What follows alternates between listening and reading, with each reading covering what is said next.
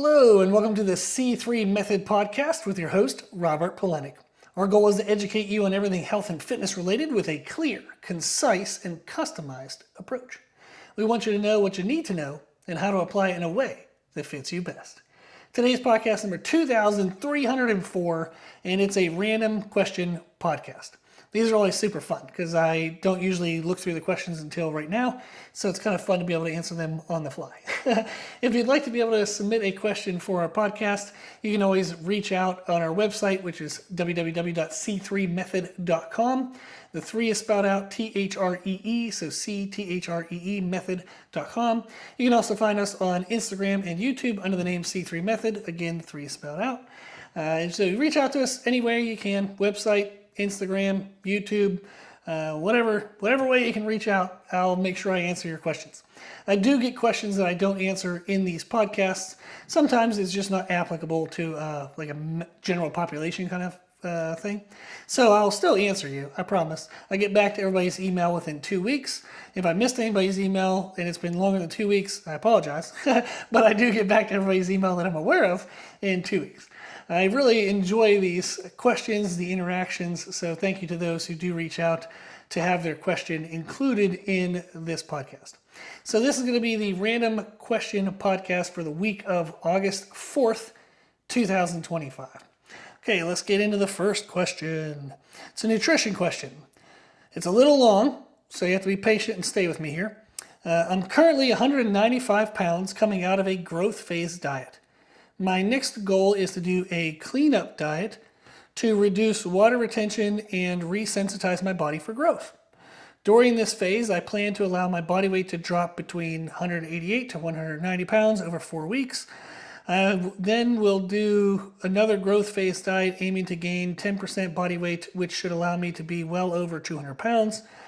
I am using alternating growth phase diets and clean-up diets to help build muscle but minimize body fat over time.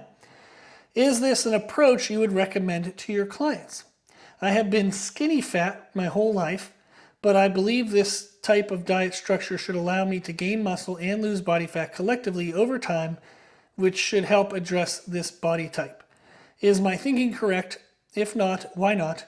And what would you recommend instead? Okay, a lot of numbers in there. In general, everything looks pretty good, and you are correct that if you're wanting to fix skinny fat, which is you have more fat than you'd like, but also not enough muscle compared to what you want, we do have to attack one or the other. You can do, like sometimes you might see people try to approach this as like a gain-tain, whatever diet, where they want to lose a little bit of fat, build a little bit of muscle all the time and do that forever. It takes forever. So, are there ways to do that in a microcycle within hours per day? Yes, but it takes forever, and usually the rate of progress that you would see in each category is so slow, it's hard to perceive it, and then that usually makes motivation really low. So typically, it's better to attack one and feel the fire of that, feel the excitement of that, get to see the progress of that. And then as that starts to kind of fade or typically plateau, if you would have to make more aggressive changes than what you might like, you can then switch over to the other one. So you might have a phase where maybe you try to lose body fat. Maybe we'll do, say, a 6 to 8 week phase where somebody might push for body fat loss over 4 to 6 weeks.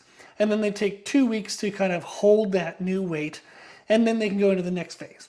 So this is something I use all the time with clients, and I've done it myself. I graduated high school at a skinny fat, 6 foot tall, 165 pounds. Blah. I then was able, the heaviest I've been is 297 pounds, and I actually had a lower body fat percentage at 297 than I did at 165. Yes, that is sad and completely crazy, but I have done that. So I've gained over 100 pounds of body weight and actually had a lower body fat percentage at that moment, which is a huge body change. Now, how I did that was exactly like this: moments where I went up, moments where I went down, up, down, up, down, up, down over years. Now, the reason why that is helpful is when you focus on one and all the stimulus of the one is new, you tend to get a really good response. And then as that response fades, like we said, you can then switch to the other, and then your body's sensitized and really responds well to that. Once that kind of lessens, the sensitization lessens, you then switch back and forth. Now, if your goal over time is, like my goal was, I was 165 and I didn't want to stay 165. So my growth phases were extended longer than my diet phases. If somebody's overweight and they want to lose weight, but they're afraid to lose muscle and strength, they would still do this approach, but maybe their cutting phases would be longer than the growth phases. So you would manipulate the length of the phases depending on where you want your overall body weight to go. If you want it to go up, you're going to extend your growth phases. If you want to go down, you're going to extend your fat loss phases. If you're kind of happy with your current weight, you just want it to look better, then they're going to be roughly about equal. So that approach is actually really productive. I do recommend and use that with clients. I think you're doing a great job. I tend to do lengths of weeks, though, as my measurement rather than specific weight. So for example, if you're wanting to, in this question you said you wanted to have a growth phase where you gain 10% of your body weight, it's hard to manipulate that exactly. It's usually better to just say, I'm going to do a growth phase for 8 weeks, and I know that I want my weight to gain, roughly about 1/2 to 1 pound per week. That would be equivalent to most of it being muscle mass. But if you're looking at, like you were looking at 10% of your body weight at 190 pounds, that's 19 pounds, let's just say 20 pounds. If you want to gain 20 pounds, if you're trying to do that in 10 weeks, you're getting 2 pounds a week. Over half of that's going to be fat. And then all of a sudden, your next cut phase is just to get rid of the fat you had during the growth phase. So usually the growth phase, we're looking for an average of 1/2 to 1 pound per week over, say, 8 weeks. And then the cutting phase, you can definitely go a little bit more aggressive than that. It might be 1 to even 2 pounds per week on average. I've had some clients, we go 3 pounds, even 4 pounds, depending on where their body fat started at. But fat loss, you can usually push for more weight per week on average. Muscle building, though, is a much slower, arduous process. So the rate of increase is going to be more moderate and, like I said, around 1/2 to 1 pound per week on average. I would use week lengths and those rate of change lengths to decide on when you switch from which to which, rather than a total amount of body weight that you want to go for. A 20-pound growth phase, that might take 20 weeks, and it's really hard to stay motivated and in that phase for half a year and expect the body to be equally productive in that phase, weeks 1 through 4, as it would through weeks 16 to 20. It's going to lessen. So I would do shorter phases based on time lengths and rate of change per week rather than a total amount that you'd want to change. Cool. Okay, next question.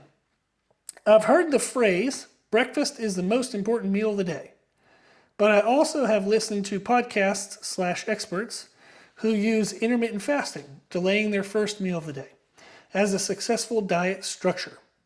Which approach, eating early versus delayed eating, do you believe would be best for someone who wants to lose body fat, but sustain muscle tissue and improve performance? Parentheses, note, I am a competitive powerlifter, but also run and do plyometrics in my training. Okay, so eating early or delayed eating for someone who wants to lose body fat but sustain muscle tissue and improve performance. Either way, you can actually do that with both. I have clients that do that with both. So if you eat early or delay your eating, as long as you still control the total daily intake of calories, total daily intake of protein, and then if you want to optimize performance, optimize body composition, we usually want to ingest our foods related to our training times. That's going to be more impactful. Whether you eat early or eat later is when do you train. For example, say somebody wakes up and they train in the morning and they do aggressive weight training. If they wake up at, say, 6 a.m. and they train from 6:30 to 8 and it's super aggressive, active lifting, like you said, powerlifting, strength-based lifts, plyometrics, running, they cause a lot of stress and damage to their body. And say they're doing that from 6:30 to 8 o'clock. But then they don't eat till 2 in the afternoon. That is not optimal. Can you manage progress over time doing it that way? Yes. But is it going to get you the optimal rate of progress? Hell no. So we would like to structure it where we have good energy nutrient intake coming into the workout, so we have maximal performance, getting maximal stimulus. And then we have good protein and muscle building supporting calories coming in post-workout, so we optimize our recovery and the stimulus adaptations. If I want to get stronger, if I want to get bigger muscle, if I want to get better cardiovascular health, blah, blah, blah, blah, I want to give my body what it needs when it needs it to make those changes. When it needs it would be right after training. So we want to fuel our training and then fuel our recovery. When you train would dictate when you eat. If you train after work, then intermittent fasting or delaying your first meal is totally fine. As long as you get a meal in before training, a meal in after training, that's kind of the big important thing. If you train midday, fine, you're just going to eat a little bit earlier so that way you're still fueled for the workout midday, and then you're going to eat afterwards, and then maybe have more of a taper off in the evening. If you train in the morning, I would recommend consuming some calories before or intra-workout, and then consuming after the workout, and then tapering off throughout the rest of the day. So I would time my intakes based on my workout timing. I wouldn't predetermine whether I'm going to do, intermittent fasting or early breakfast unrelated to my workouts. I would want to time things based on my workouts. That'll help you optimize the adaptations from the training, optimize your performance. If you're a competitive powerlifter, performance is important for you. And it'll also help you kind of sustain a lower body fat percentage. When we exercise a lot, but our food is timed away from exercise, we don't make as great of adaptations, we don't have as great of recovery, we don't have greatest performance, we have much higher levels of stress like cortisol in the body, so which is higher water retention throughout the day, poor sleep, a whole bunch of bad things happen. So that would be my recommendation is, it doesn't matter whether you eat early or delay your eating, you want to base your eating windows off of your training times, and that'll make everything go a lot better for you. Cool. Okay, next question we have. I've heard you say before that you don't predetermine daily percentage of carbs and fats to your clients, but I often see that done in most diet structures. If it is more common that diets do predetermine carb and fat percentages, but you can achieve successful results with your clients without doing that, why do diets commonly have that structure? Okay, so when I set up a diet for people, there is no need to predetermine, okay, we're going to have 20% fats, 50% carbs, 30% protein, and that's the thing. We want our total calories, we want a protein minimum, and then the remaining amount can come from fats or carbs. It really doesn't matter. That is based on a ton of research that shows you can do fat loss diets that are high fat percentage or high carbohydrate percentage. As long as total calories are controlled, it doesn't really matter. There's keto diet, carnivore diet, those are usually high fats. And then there's also like high carb based diets. If you look at most bodybuilders, they tend to have a healthy minimal amount of fat intake, but most of them do predominantly carbohydrates and protein throughout the day, and they are the leanest human beings on the planet. So you can find diet structures where the intake of fat and carbs is variable. So therefore, I just let the person pick what's preferential to them. What foods do they like? What fits their schedule? What fits their convenience at different times of the day? There's no need for us to predetermine that. And then also, which nutrient you use before what type of activity is helpful. If somebody's doing really low intensity, steady state running, they can fuel that with ketones and fats, that's fine. If somebody's doing really high intense weight training, they're probably just going to feel better and perform better on carbohydrates. So that's another reason why I would let the individual choose, not only based on per individual, but within one individual per training style. I have a lot of hybrid athletes where they might do weight training on one day, long distance running on the other day. So we're going to manipulate that and vary that from day to day. That is typically why I allow there to be a lot of freedom, because as long as we're controlling our total calories and protein, there's no need to predetermine any of that stuff. Why not make it optimal to whatever that individual needs? Often though, if somebody's doing a diet on their own and they maybe don't have a coach or they don't have a full understanding of how to manipulate those components, without some guidance of percentages, they might make really poor choices. Let's say, for example, somebody really loves carbohydrates. They're eating a minimal amount of protein. They have a big carbohydrate breakfast, and then they're not eating again for 6 hours. Well, depending on the type of carbohydrates, they might be really freaking hungry in 3 hours from breakfast. Even though it was a lot of calories, they digested very quickly. And now all of a sudden, they're super hungry before their next meal. Whereas if they would have had some percentage of that breakfast being fats, it would slow down the digestion, and then they're not going to be necessarily hungry until their next meal. So sometimes predetermining carbs and fat percentages can help control hunger levels through digestion rates throughout the day. And that might be one of the reasons why a diet structure would use a percentage breakdown, a percentage recommendation to better manage digestion rates, which then better manages hunger levels throughout the day. They also might want to make sure that the diet initially works. So maybe they have a very low carbohydrate percentage, and they know that once you implement that, within the first week, you're going to lose a lot of water weight. You're going to think the diet's the most amazing thing in the world, and then you're going to stay with it, pay them more money, and do all this stuff. So maybe they have a low carbohydrate recommendation for that effect. It really, there's variable reasons as to why diets have that structure, but it's not necessary. They're typically doing it for some type of manipulation for people who maybe don't have a coach or don't have an understanding of when which nutrient is best. Or, like I said, they want an initial hit on the diet, so that way you pay them more money and stick with things longer. But there really is no need to predetermine it, which is why when I'm working with my clients, we don't predetermine. I just help them manipulate and learn, and we do Q&As every single week. Every client has their own individual journal where we discuss things back and forth, and they learn along the way. So that's my reasoning, and then a little bit of reasoning why other diet structures might actually have predetermined percentages.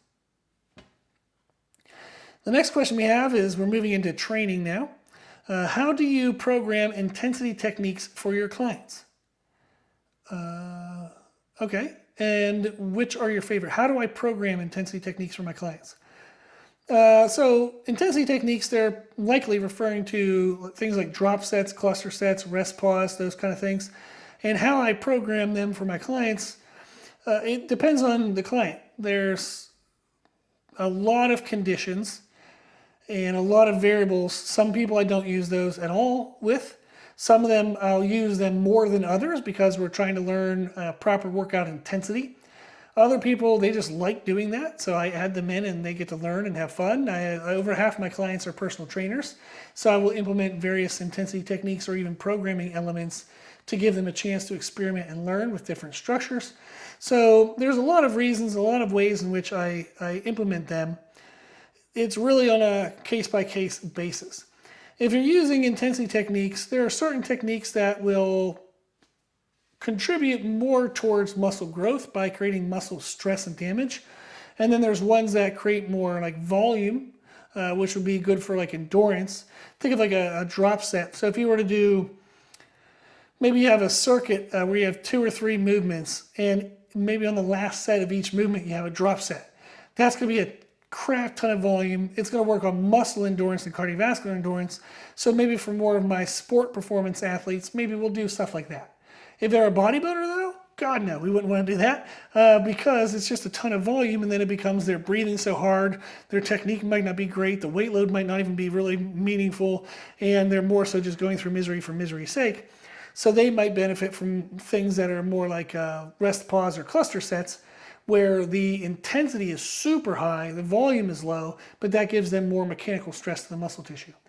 So the implementation of different intensity techniques also depends on the person's goal. I might also have phases where maybe for 4 weeks we push a lot of intensity techniques to really push their body into an uncomfortable state, a very responsive state. And then the following 4-week program, maybe we pull those out, allow the body to actually make the adaptations from the overstretched position we put it into recovery-wise. So that way it makes those adaptations. And then in the culmination of the full 8 weeks, we were able to make a big jump over a plateau. So there are a lot of reasons, a lot of variants to how I would program intensity techniques. Which are my favorite ones? I tend to do a lot of cluster sets and rest pause. Those are really good. In my own training, I do a lot of overload eccentrics because I like to do a lot of machine work at the moment because I'm in a diet phase and I'm doing bodybuilding. Those tend to be my favorite ones. I use circuits and supersets all the time. I just consider that a programming structure, not even an intensity technique. And that's a great way to save time and get volume in within a certain time frame for a workout. So circuits, supersets, cluster sets, rest pause, all my favorites. Drop sets from time to time, overload eccentrics from time to time, and then variations of all those. All those have variations within each of them. Cool. I've seen on your YouTube channel that you've been training more often at Fitness Factory in Charlotte. Yes, so Fitness Factory of Charlotte, shout out, awesome gym. I was wondering, what are the most common mistakes you see people making when you're training at commercial gyms? Oh man, a technique, exercise technique. They're either not using a full range of motion because it's way too heavy and they're just slinging things around. There's no mind-muscle connection. That tends to be, more often like the meathead men. They do way too heavy of weight, way too short of range of motion. They're just throwing things around, then they grunt and then slam the weight stack and feel like they're, awesome and badass. And it's like, you just look like an idiot. So there's that category. And then there are people who are super crisp with their technique. I mean, they move things perfect, but it's like 3 pounds. So it's not actually enough mechanical stress. And they're going and going and going and they just stop. So they might be like rep 7, 8, 9, 10, stop. And you're like, what are you doing? Like, is that a warm up? It looks like you could have done 10 more. So they don't do intense enough. So that tends to be the extremes, and that's very common, is you'll see people lift with really good form but way too light of weight, and then others who have way too much weight and their form is trash. So those are usually the things I see. Sometimes if I'm working out long enough and there's someone else around the same time frame, I'll also see exercise selection being very weird. They might do like a tricep dip before an overhead press, and then they do chest presses, and you're like, what the hell are you doing? Like you're going to kill your triceps but not optimize your chest or your shoulders. So they might choose exercises in the wrong order, but that's harder for me to tell because I'm not usually watching anybody long enough to see movement to movement what they're doing. So usually the biggest thing is improper weight load selection and intensity management. Not pushing hard enough or pushing too hard, and those would be the things that they would benefit from addressing, would be mind-muscle connection, but then also, did I maximize what my muscle could do safely? So I want to go light enough that I can actually feel what muscle I'm supposed to be targeting, not just everything. But I want to go heavy enough that the muscle that I'm targeting feels like, holy freaking crap, if I would have done 1 or 2 more, that would have went horribly bad, or I might have gotten hurt. So we want to go to the edge of good form failure. I think of it like if I want to walk to the edge of the Grand Canyon to get a good view, I don't want to walk off the cliff. So that would be going into failure. I don't want to go off the cliff. I want to go to the edge of the cliff so I can have the best view, but I'm still going to stay not off the cliff. So when we go to good form failure, we're going to it, like near it. We don't want to go into it. We don't want to actually fail. There you go. Cool. And then our last question now is a business question. When you were building your coaching business, how did you decide what services to offer clients? A friend and I are opening a private training studio and are wanting to offer extra services to our clients, like supplements, clothing, a recovery station featuring massage guns, boots, chairs, etc., meal prep service, etc., but I wondered if we're offering too much. I have been listening to a lot of podcasts and it seems like these ideas are well promoted, but I worry we may overextend ourselves. You seem to just offer online coaching, parentheses, unless I'm missing something on your social media website. So I was wondering how you have built a successful business without these extra services. Okay, well, real quick for myself, I started personal training people when I was 16. I started making money and doing it outside of like friends and family when I was 18. I did that the whole way through my undergrad, getting my health and phys ed teaching certification, then my master's in nutrition. So I personal trained on the side doing all of that, but at various locations and freelanced. And then when I finished my master's in nutrition, I opened a public gym, had that for 12 years while I was still teaching at the university. I taught exercise physiology and weight training classes. And then at the end of the 12 years, I had met my wife, we bought a house, and through the pandemic of 2020, I had transitioned to more online coaching anyhow, and it made more sense for quality of life to close the public gym and move full-time to online coaching, and now I'm doing that completely at home. So very blessed, super grateful, but that's a very long journey. So from 16 to 41, there you go. So for myself, when I owned the public gym, I didn't do supplements because one of my best friends at the time owned a supplement store just a couple miles down the road, and there was no way in hell I was gonna compete with a good friend. I didn't want to do that. Plus, I'm a personal trainer. I'm not selling supplements. So I let him have that. Like, not let him have that. That's a horrible phrasing. He would crush me in business anyhow because he's very intelligent, very honest, he does very well. It's not that I'm intelligent or not honest. But I didn't want to compete with a friend, so I just didn't get into that stuff. Clothing, I experimented a little bit, but our gym membership was capped at 100 members. I didn't sell a lot of clothes to make all the time investment and organization and getting these things done and this thing done, and it was more so like a labor of love. I didn't continue to do it very much because I never made a significant amount of money out of it. So I really would only think of selling clothes if you have a very broad reach. I mean, several hundreds, if not thousands of people. I don't think the clothing is going to be very helpful in terms of making money. And then other things I tried were like group classes. I'm just not a big fan of group teaching. It's just not my focus. I like the one-on-one stuff. So I've tried a lot of things over the years, and I found that this is what I do best. Like, I do best with one-on-one coaching, everything being customized, teaching and educating the person along the way. It's what I love the most. It's what fires me up.